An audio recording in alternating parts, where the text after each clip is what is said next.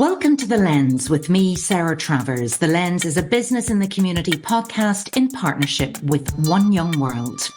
I'm thrilled to introduce our guests today. They are Rebekah Wallis, Director of People and ESG at Ricoh UK, a leading provider of integrated digital services designed to create an exceptional employee and customer experience for people and teams wherever they are. And joining us from Toronto in Canada, please welcome Miranda McKie, founder and CEO of McKie Consultants, an organisation that optimises people and product strategy through data and design.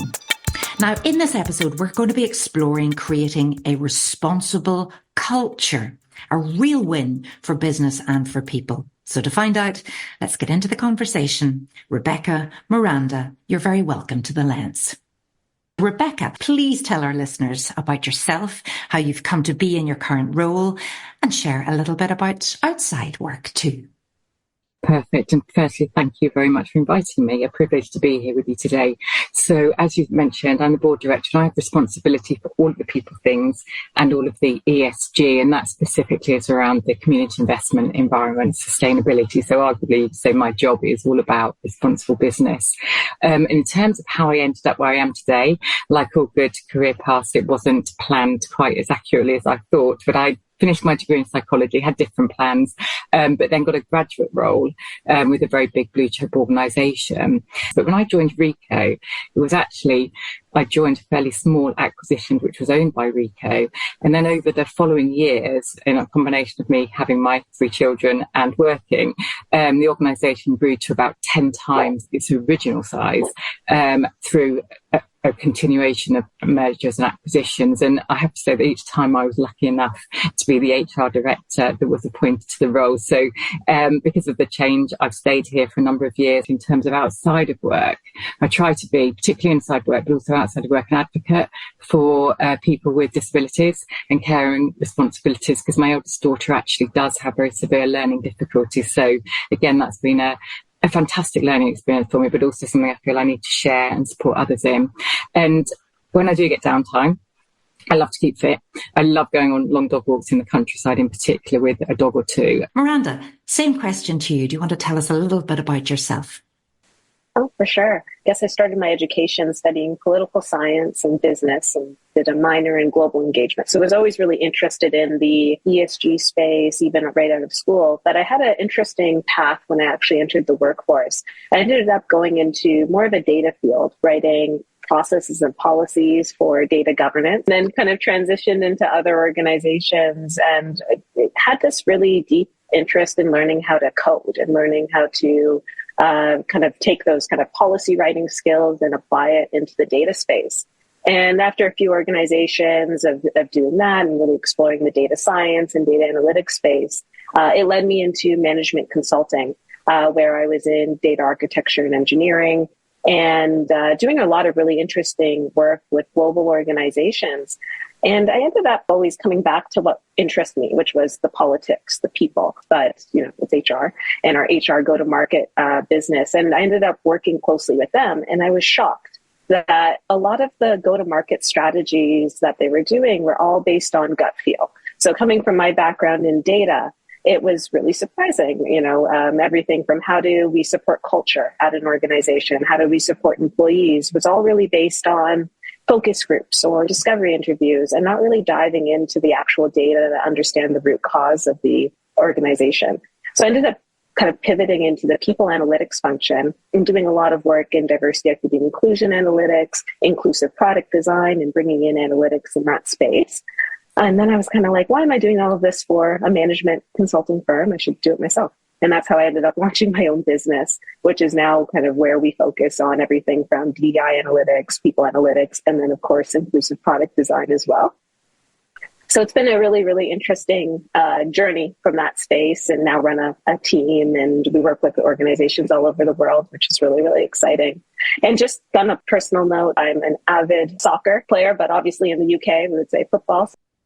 Yeah, and you're probably being quite modest too, because you've won quite a few awards and you've definitely been on those ones to watch list. You were featured in the Silicon Valley Review as the founder of the 2023 top 50 leading companies. And you're now a much sought after consultant, helping, I suppose, organizations achieve their goals. So, making that positive impact on the world. And both of you are doing that. And I'm really interested to hear your perspectives on how businesses can develop positive cultures where everyone, this is the Holy Grail, isn't it? That everyone feels heard and valued and has that opportunity to develop. Is that possible, Rebekah? Is it possible? Absolutely. Is it hard to achieve? It can be, I think, is the answer. And can it sometimes be quite a long journey? Yes, depending on your starting point. One of the reasons I continue doing what I do with Ricoh is because Ricoh's original value proposition from its founding back in 1936, quite visionary, the founder Ichimura, and he actually set up the organisation on the basis of what we refer to as the three loves. So love your neighbour, love your country, love your work, and had this even at that point, this vision of how you can use human potential to do good for the planet, but also for the people within that work. And that vision is changed as marketing changes, brand change, economy change. But still we talk even now about our vision being fulfillment through work. So Ricoh endeavours to deliver to its customers fulfillment through work, of course.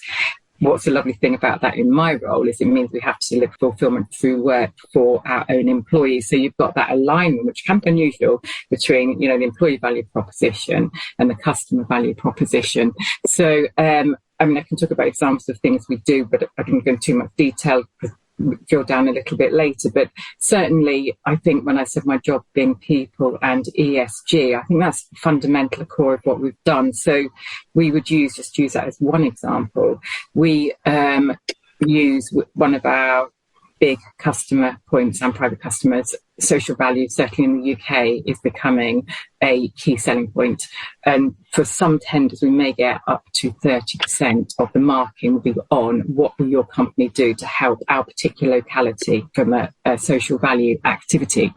So what we were already doing, and it's fitted really neatly with that now, becoming that quite commercial, is linking our development programs to the team bit of that, so learning to work together, collaboration, they're pushing people outside their comfort zone. We link it with the community investment activity, which delivers within the locality of where our customers are. So actually there's a direct commercial benefit. So not only do we have the EVP and the customer value linked up, we also have what employees are doing to develop, hence improving the culture with community investment, which is your win-win scenario sort of on a number of levels.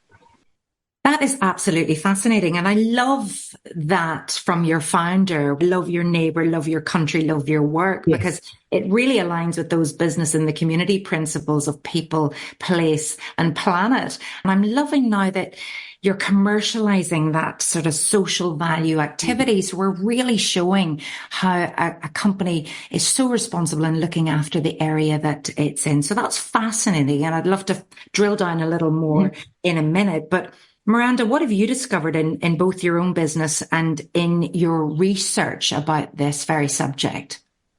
Yeah, and completely agree with Rebekah. And especially as you said, it can be done. You can create a culture where everyone feels included and welcome, but it is hard to do. And I completely agree with that. And that's what I see at other organizations and even within our own. And I loved how you tied it into the shared value model. Where you can do good, and that doing good can also support business value and achieving business value and ROI. And I think when organizations are starting to think about how to do good for their employees, they need to think of both of those areas together to make sure that that's sustainable. What I see often with organizations that are trying to start a culture, they always start off like, yeah, we're going to do this. It's going to be great and amazing. But then it's not sustainable or it fails because, again, it's not tying into driving business value.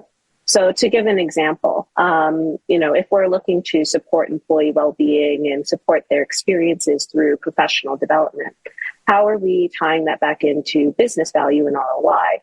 So we can still do good and support employees and develop and grow them. But what is that going to support from a business function? And when you can tie in those lineages, what you create is more sustainability. We're going to continue to invest in supporting employees and growing them professionally in their professional development goals, because it also helps to support business value. And when I see some of these items fail, it's when we don't have those linkages. So I would encourage, DEI professionals or organizations that are looking to implement this within their organizations to always see, again, what is that end value that we're trying to tie it into. And often, the hardest point about this field, and I'm sure, Rebekah, you probably feel the same, is sometimes you have to convince people that aren't necessarily bought in to this, right? We believe it's the right thing to do, but telling people and showing them that it's also the right business decision is probably the hardest challenge when you have to convince your CFO to invest X amount on this initiative. You need to be able to tie it into that. So I think when organizations start really understanding those lineages, that's when you start to drive sustainable well-being and culture for organizations. I love that as well on your website, and I had a look at the Ricoh website, when you're thinking about recruiting, it says we're looking for individuals with values and causes, strengths, weaknesses, passions, and ideas. That's the sort of person that you want to excite and ignite and say, I want to work for Ricoh, not that I have X amount of skills. Is that really what happens in the recruitment process? You're always looking for that passion and enthusiasm first? It's a very good question, actually, because we were just having this discussion the other day about what it is that makes a Ricoh person. We're really lucky. We have good retention. We do attract good people. We don't, we're not the highest in the salary market. So we have to actually have a really good employee value proposition. We have to. So when we talk about that sort of people, those will be the sort of people where the opportunities will be there, and they will work in an environment that will support them to do their very best. I think if you're on the website, where you see, it's the opportunity to do their best as well. And Miranda, if I can bring you in there, because striving for good culture is like science, isn't it? Things have to be tried and tested and perhaps failed at too before we work out what's the best course of action. But I wonder what your top 3 tips would be when it comes to really investing in the culture of your business. Yeah, that's a great question. And I'd say I agree, it has to be tried and tested. Being the data person that I am, I would have to say the first would be investing in data and people analytics to understand your workforce. Really also looking at how do you prioritize transparency and communication to your employee base. And then also as well, as Rebekah was saying, how you're continuously investing in your employees, and just to kind of walk through those. As we think about people analytics and understanding the data component, that as as I mentioned in my intro, when I started out into the HR space, I was just shocked how much was built on gut feel. So you would have, leaders making decisions about employees that they've been very far removed from, without understanding what makes them tick, what makes them excited about work, what makes them motivated. And even looking more qualitatively, learning from them through interviews and focus groups, understanding what type of persona stays at the organization over a longer time versus one that leaves, and what those different attributes and traits look like. So when you understand your employee base, you can then build solutions for them and build different things to make sure that they stay and that they're happy. Just like, any other business group. And I find it interesting, especially in the HR, even the ESG space as well. So many other groups have moved to this very data-driven culture. As an example, in marketing, it'd be very rare to launch a marketing campaign and just I don't know, think it feels good. I think that person's going to buy. We don't do that. But for some reason in HR, we do that still, right? It's I think they'll like this benefits package. Right? Did you look at usage analytics of the current one or the challenges? Did you talk to employees? Did you look at research in competing firms? So you see that kind of discrepancy sometimes within the HR space. So investing in data and getting your HR people or your DEI people data literate, I think, is very important. And then as well as on the communication and transparency. So as we talked about the shared value model and how it's hard to make sure that everyone's included. I think organizations try to do everything at once, as opposed to communicating to employees the roadmap or the plan to make sure that they're building progress. So, if an organization is looking at solving a problem for maybe a particular group of employees that are having challenges, communicate that that's going to be the focus for this year. We're focusing on women in tech, for example, as opposed to saying for a workplace that's going to be inclusive to all, when you know that you're probably not going to be, because you just don't have the bandwidth, you don't have the resources to be able to do that. So that transparency is key. And then the last piece is making sure that we're continuously investing in employees and really, as you were saying earlier, testing that what we're investing in works. I always give the example from the product side. Could you imagine if Uber took 2 years to release a new feature? No one would use Uber anymore, right? What do they do instead? They release iteratively, they test, they get feedback, they work in an agile function through sprint cycles, as an example, to get value to their customer, and then understanding if that customer actually adopts and understands that value and likes that product, and then they go back and they fix it or they address it. So the same way we think about culture and HR has to be that way. How are we getting things out to employees quickly and learning from those things quickly so that we can take it back and then improve it and then release it? So I encourage that. What I often see in the space is these long strategy roadmaps. It's 2 years to build the strategy. And then what happens? Ideologies change, needs change, and then that strategy is no longer applicable. So those would be kind of my top 3. Yeah, and it is so interesting too that the talking about the people analytics, the talking about the data, it seems counterintuitive almost, doesn't it? Because there's probably me would still have that gut instinct and want to see the whites of someone's eyes, have a conversation with them. But I suppose there's so much more going on there. And, can we really trust the data, or do we still have to have the interview process? Rebekah, where do you stand in all of that?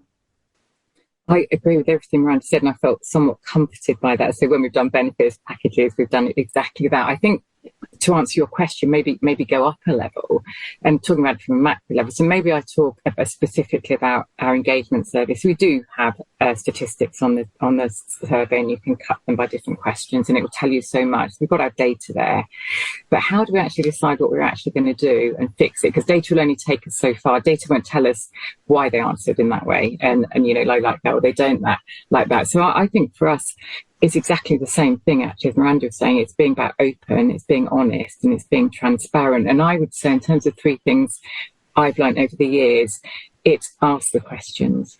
So it may be as simple as what's good, what's bad, what do you change, and take that qualitative feedback. So I think that's a bit that really is where you do look them in the whites of the eyes and you do get that honest feedback. And then, what can we do to change it? How can we make your life better? If you woke up tomorrow and the world was perfect, what would that look like? And we do that on an ongoing basis, to Miranda's point. So whilst we do have that data, we meet, we have employee representatives we meet with regularly.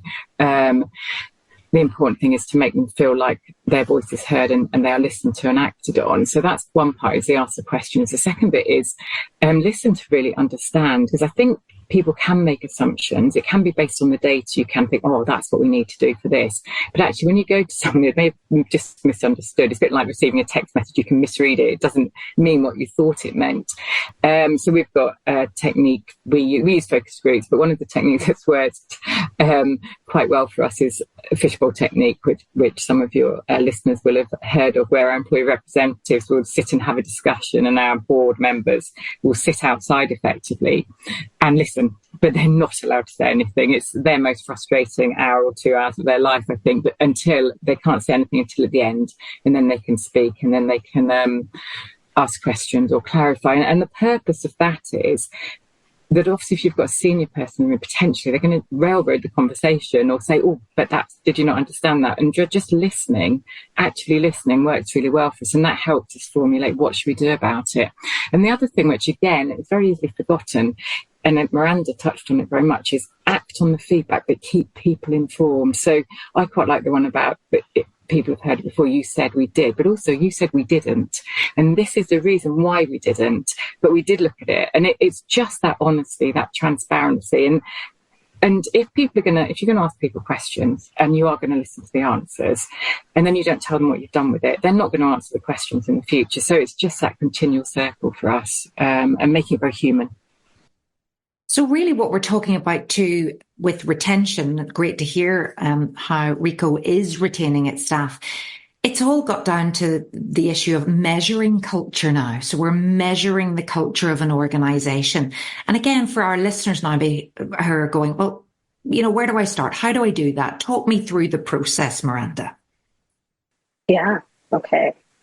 So great way to start. So there's, depending on the size of your organization, I'll just talk from a bit of a data perspective. So there's different tools and techniques that you can do. So Rebekah already mentioned, engagement surveys as an example. And then if you're familiar with the HR process, maybe you're familiar with the employee life cycle. So you have recruitment, onboarding, professional development, retention, and then offboarding as an example. And in HR, there's actually systems pretty much tied to every single layer of that employee life cycle. That's where you start to go for that data to understand, what's going on within the organization. As an example, do people of color take more professional development programs than non-people of color? And are they being promoted at the same rates as non-people of color, right?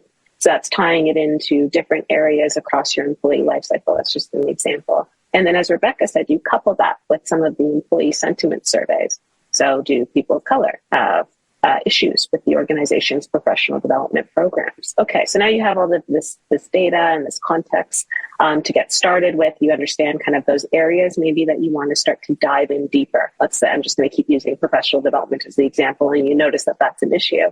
That's when you, as Rebekah was saying, you do the fish bowls or the focus groups to then dive into that with those groups of people. So what is it about professional development that's a problem? Why do you feel that it's not meeting your needs, et cetera? So you start to get the more of those details instead of just starting with, I don't even know where to start. How do I even, there's so much data, especially in HR. What areas do I focus in? So that's kind of a way that you can get started with kind of looking at data and trying to understand that. And then you also want to couple that with external research and external data as well. I find, especially in Canada as an example, our data is the best externally. That's a whole other conversation. But it's good to understand, what are other organizations doing? What do the benchmarks look like in terms of the representation? I see this all the time in our field where organizations will say, we need to increase representation of, I'll just say people of color in leadership positions. And then you'll say, well, did you look at the pipeline of, people coming in from universities and colleges? And so they have these really ambitious targets, which I think is fantastic, but they're not realistic. So then they fail on those targets. That's why looking at that external data is so important to understand where you stand. And then you can make actual plans that work and that are relevant to the employee base because it's backed by data. Rebekah, have you found that that's been quite a journey for you at Ricoh to do that kind of testing of the data? Yeah, so Miranda, some of the data she's talking about would be my dream to have access to that in terms where you could actually go in and say, this is leading to this. So we do have data. We've got better at it recently. But one of the challenges, I think, I don't know if Miranda agrees, is that it's not always that easy to have that much data, depending on your size, depending on the investment, depending, on a new system and so on. So sometimes you have to work with limited data. And that's where maybe we rely on the qualitative feedback as much as that. But certainly we have worked with consultants and we've worked with them around certain areas in terms of data and benchmarking. I think is critical. The other thing is measuring the same thing again and again to see if your changes you're making are getting the results you want them to make. So that's one thing of repeating that data search or looking at reports on a regular basis. But benchmarking is critical. So everything, even data such as salary, if we didn't benchmark it, I wouldn't know where to start with deciding what someone's pay increase should be. There's certain things where you couldn't easily run a company in a good way without having that data. But I think, data is critical. But you can do stuff, for smaller employers and stuff, I would reassure and say you can do stuff with limited data, but then it gives you something to found your discussions on and you can keep measuring that. And that's where you can start. And we do in-house surveys, we do an in-house inclusion survey. I don't have benchmark data for it, unfortunately. It comes off the back of an external survey, but I do have trending data and I can dig into it. So I think people do need the data, absolutely agree, but don't be put off by the fact that you might not have that easily to hand. And we can learn from failure too. I wonder if either of you could share some examples of things that definitely don't work or haven't worked. Miranda? Oh, that's a good question. I would actually, just to kind of go off of what Rebekah said there, I completely agree. So many organizations are like, we want to do all of that. So that example explained would be the star state. But so they start with that, right? We're going to connect all of our data across the board. We're going to get the best analytics. And then it's really hard to do that on your own and have the resources to do that on your own. It can be very expensive as well. So they start with this huge pie in the sky idea, and then they can't get there. So then they just stop entirely. And that's what I see kind of some of the biggest failures. Whereas Rebekah was saying, start small, right? That's how you kind of remediate it. Start with what's actually feasible. Kind of also going back to that agile example of build things quickly, release things quickly, work within the capacity as opposed to these big, broad goals that aren't attainable. And then I see that as well, even with DEI, kind of strategy and goals. And this is where I see things fail. Again, with organizations that aren't maybe leveraging data, and they just have these really broad targets that aren't backed by anything. And they sound great for a marketing campaign, but they're just not going to be realistic. And what ends up happening is they'll launch these campaigns publicly sometimes, and then they don't meet the numbers, they fail. And then all that ends up having is employees that are upset, investors that are questioning, kind of what's happened there. And, it results in them to then retract or get rid of some of the people in the HR, DEI departments because of that lofty kind of broad-based goals. So I guess my recommendation to avoid those failures is to kind of be realistic with where you're at, right? Be realistic with your goals, set achievable goals that, maybe you can over deliver on. That's fantastic. But especially when you're dealing with something that's so emotionally attached to employees around DEI, culture, all of those things, if you don't succeed in those, it sends a really bad message to the employee group, because they're not good. It ruins that trust. So you really want to be realistic with that communication and transparency. So you're not raising expectations on what you're going to do for them and then not delivering. Is there an equivalent to greenwashing? Is there culture washing? I love that. And I think we may have to make it a word today, culture washing. Yeah. You heard it first here. Rebekah, does that speak to you? I think the biggest failure is when assumptions are made by people we all have our own biases, we all have our own experiences. So, I might love something and think, all of my employees are going to love that. And of course, it's the last thing in the world they want. So I think I have seen that happen where, to Miranda's point, it's a disaster because it's based on someone having not got a wider perspective on things. But I also think one of the worst things I've seen, and I have witnessed it more than once, unfortunately, is where employees go out, they ask people's opinions, maybe on engagement, whatever, and then the results are so bad they're not going to share them. Oh no, I'm not sharing them. They're so bad, which of course is a reinforcing circle, because it is a vicious circle anyway. Because the other point on gathering those opinions and getting people's views is that people only give you their views if they think you're going to do something about them. So, and I think that takes time, particularly when you work in the inclusion space. People are scared to really be themselves. They're not going to tell you how you fix it.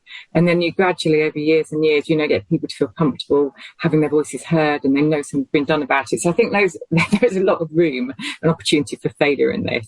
So I think it is good, as Miranda said, to follow quite a specific path of what you're going to do and commit to it. Yeah, and it's very brave to show that vulnerability. We carried out this survey and we were shocked to find that X wasn't represented. Yeah.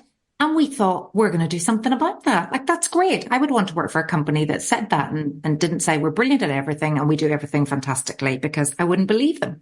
And one thing that you're doing really well, Rebekah, at Ricoh at the minute is your work around recruitment and thinking about opening doors. And I know you've been a long-time member of Business in the Community, and you've been involved in its Opening Doors campaign, which is an initiative that encourages employers to focus on inclusive recruitment and employment.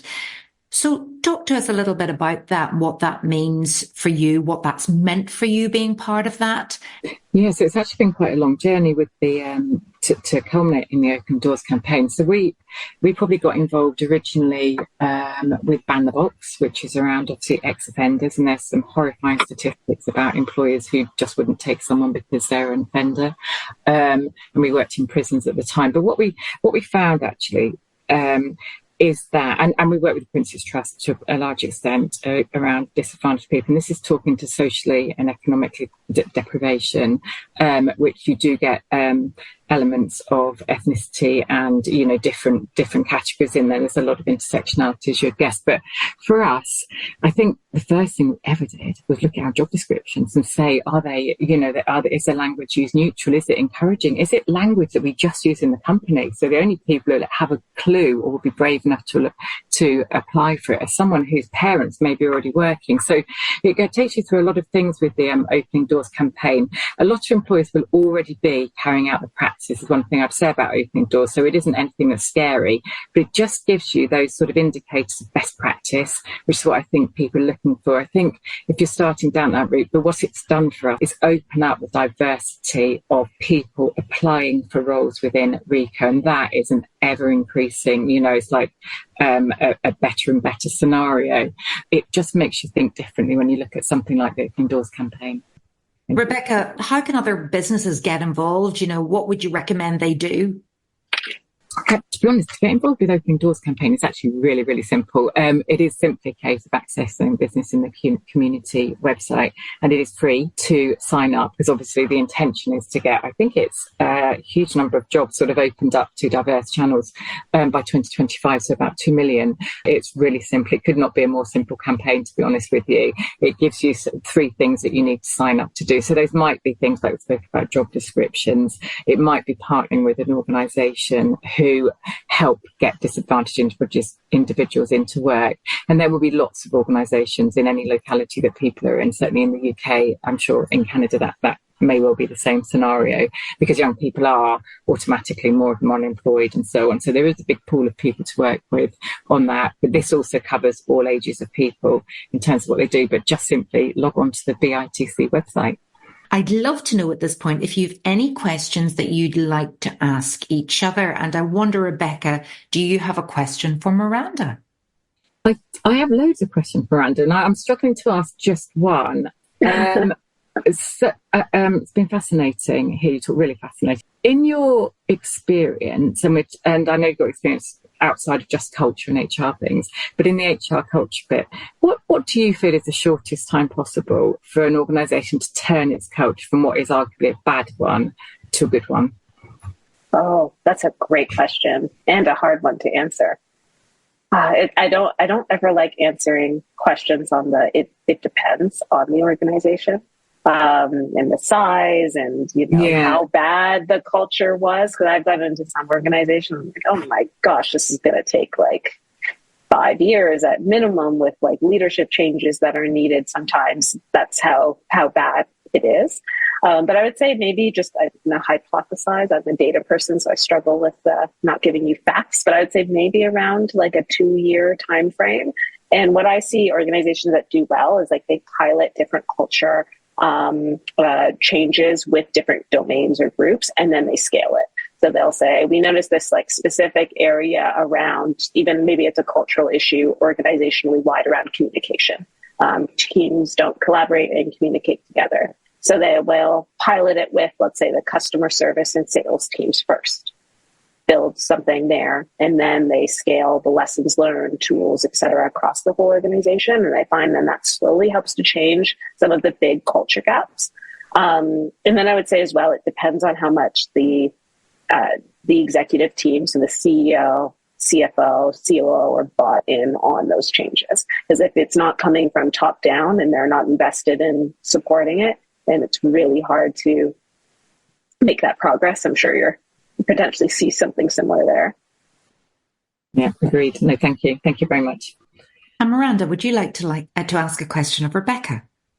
Yeah, for sure. And, you know, just a question, because I know you're part of the ESG space.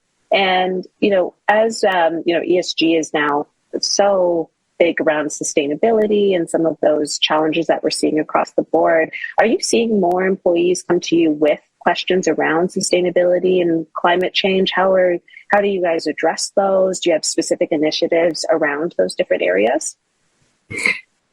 A very good question. And I would say probably even spanning back 2, 3, 4, 5 years, and this is based on data as well. So why did you join us? The massively higher proportion of younger people joining the organisation is down to our ESG credentials, interestingly. Wow. So yes, and then do they ask questions about it? Yes, they do. So we're very careful to include it in induction, in onboarding. It's probably the most frequently asked question at interview amongst the younger people coming into the workforce. And in terms of, so Ricoh, I said, great heritage, but it has been built very much around environmental credentials. So we do have a lot of them. So I think that's helped us attract people. They do question things. So most recently, for example, I questioned, so I knew we'd be asked a question about it around what are we investing our pension in? Is it ESG things? And we are. So it's a privately managed pension, but it is now because I know our employees, that's going to be of interest to them. And we share with people around our carbon reduction plan. With hybrid officing, we speak to people about the commuting mileage, scope 3 mileage we're saving as a result of that. So all the time we talk to our suppliers about how they're working with us and so on. So it is a massive part of our conversation in that context, but very much part of what employees expect from us. Wow, I think that, and especially as you're saying, I see that as Gen Zs, they really keep us in check. They absolutely keep us in check. Love those questions. Now, our listeners, if you could encourage our listeners to read one piece of research or one report that has inspired you to be more responsible, what would it be? Rebekah. This was a difficult one because there's lots of things out there, and just picking one was very hard. And the obvious answer, of course, aside from it being the BITC website and the resources and reports on there, I recently attended, we work with the Prince's Trust, the Prince's Trust Awards, which is a lovely thing. It's very inspiring. It makes you realise the good, but also the ongoing need. And I did, as a result of that, go through the annual Prince's Trust report, which gives you statistics, also gives you, ways you can help. And I just think something that is simple, it's real, it's practical. Those sorts of things, I think, for me, inspire me because they feel within reach and something that I want to do. Okay, so the annual impact report with Prince's Trust, brilliant. Miranda. Yeah, I would say a book that inspired me actually is called Invisible Women, and I highly recommend it. And especially if you're interested in this space and understanding the impact of DEI and how to create everything a world. I think, Rebekah, you said it, people, place, and planet. That really supports individuals. I think it's a great book to kind of open your eyes and see some of the challenges that are experienced. It specifically focuses on experiences of women. It's very data-driven of a book, but it talks about how different things like seatbelts were never designed for women, and in car accidents, they tend to be more adversely impacted for that, or sidewalks. For strollers weren't designed. And it's a really interesting book because it challenges your perspective, I think, on the world in which we live, and gives you a different perspective of thinking about how does that, how is something that I just thought was normal, isn't maybe supportive of these other groups of people, and how can I maybe challenge my thinking to think about things that I just accept as something that could potentially need to be changed. It is a super book, Invisible Women by Caroline Criado Perez. Had a quick look up there. It's a super book. Yeah.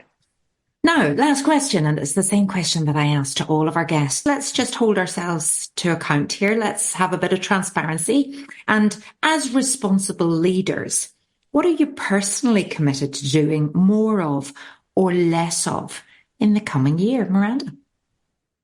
Great question. I think more action.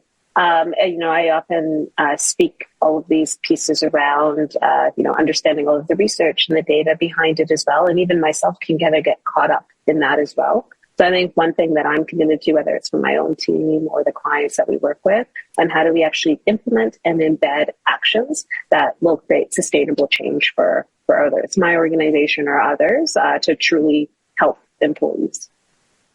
What about Rebekah? I've got two, actually. So one is to actively volunteer. We have it, as I've said, going across the organisation. I haven't in the past year, and so my commitment will be to go up to Blackpool and help plant used Christmas trees to help the sand dunes. But also the other one actually that I'm challenging both myself and my leadership team with is actively get back to the floor. So go out to the customer front if you're not there every day anyway, spend time with our employees to get that real hands-on feel for how we can further improve or make better what it feels like to work for Ricoh. And I'm looking forward to it. Super, and good luck with your challenges then. We'll get you back next year and find out if you stuck to them. Thank you so much to Rebekah Wallis, Director of People and ESG at Ricoh UK. And thank you also to Miranda McKie, Founder and CEO of McKie Consultants. A really fascinating insight into your world and indeed into help that we can give to other businesses who want to do better when it comes to their culture.